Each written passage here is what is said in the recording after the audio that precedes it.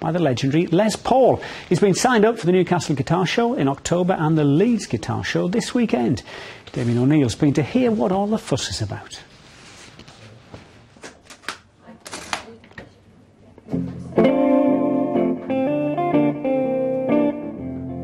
I first picked up the guitar when I was 15, and to be honest, in the beginning it didn't really gel.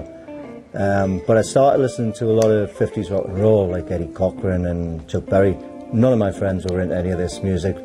And as time's gone on, and I've started digging a lot more into the history of the players who influenced the rock and roll players, and discovered a wealth of music underneath what was rock and roll. When you've got the likes of Charlie Christian and Les Paul and Eldon Chamberlain and all of the great players from the 30s and the 40s who influenced the guys from the 50s, who then went on to influence the 60s, the 70s and everything else. That's where it all started, from a love of the music from the 30s and the 40s.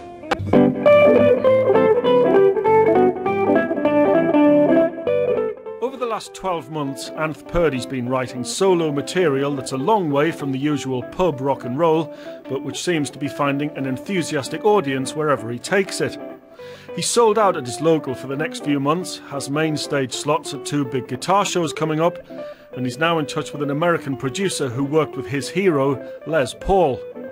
Some local jazz purists have been a bit sniffy about the lack of improvisation in Anth's work, but the audiences don't seem to mind. Unlike many solo guitarists, he doesn't use pre-recorded backing tracks, but relies on a technique pioneered by Les Paul decades ago. I don't think I sound like him, but the approach is the same. Via the looper pedal, I can record my own backing. It's backing as such, but it's not. It's me playing the guitar.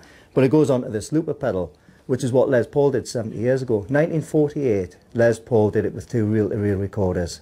And if it was good enough for him, it's certainly good enough now. Anth can be seen at the Newcastle Guitar Show on October the 28th and in Leeds this Sunday. But you saw him here first. Damien O'Neill, BBC Look North. Very nice, isn't it? Play I know, does make you think, I wish I could play anything, any it? musical instrument. I'll stick to sport, I think. But it's you doing it tonight, though. Yes, it is, and there could be more medals for our Paralympic athletes tonight, fingers crossed. Sunderland sprinter Hazel Robson has her last chance of winning one in the 4x100 relay, while our swimmers are hoping they can translate a successful morning at the Aquatic Centre into gold, silver or bronze. Here's a roundup of some of the day's action.